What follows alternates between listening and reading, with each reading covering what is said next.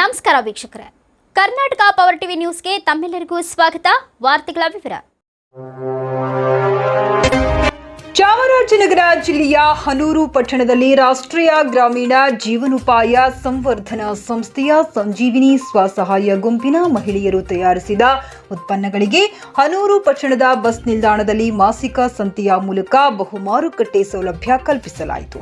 ಕಾರ್ಯಕ್ರಮವನ್ನು ಜಿಲ್ಲಾ ಪಂಚಾಯಿತಿ ಯೋಜನಾ ನಿರ್ದೇಶಕರು ಕಿರಣ್ ಪೆಡ್ನಿಕರ್ ಉದ್ಘಾಟನೆ ಮಾಡಿದರು. ಕಾರ್ಯಕ್ರಮದಲ್ಲಿ ತಾಲೂಕು ಪಂಚಾಯಿತಿ ಕಾರ್ಯನಿರ್ವಾಹಕ ಅಧಿಕಾರಿ ಉಮೇಶ್, ಜಿಲ್ಲಾ ಮಟ್ಟದ ಅಧಿಕಾರಿಗಳು, ತಾಲೂಕು ವಲಯ ಮೇಲ್ವಿಚಾರಕರು ಹಾಗೂ NRLM ಸಿಬ್ಬಂದಿಗಳು ಹಾಜರಿದ್ದರು.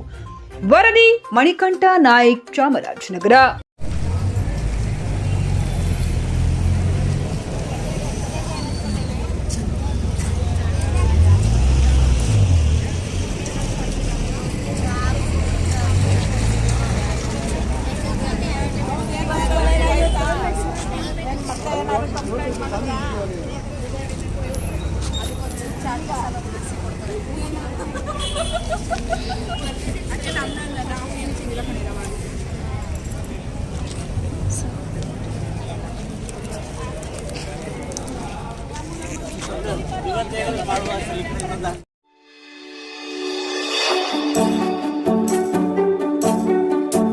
ನೀವಿನ್ನು ನಮ್ಮ ಚಾನೆಲ್ಗೆ ಸಬ್ಸ್ಕ್ರೈಬ್ ಮಾಡಿಲ್ಲವೇ?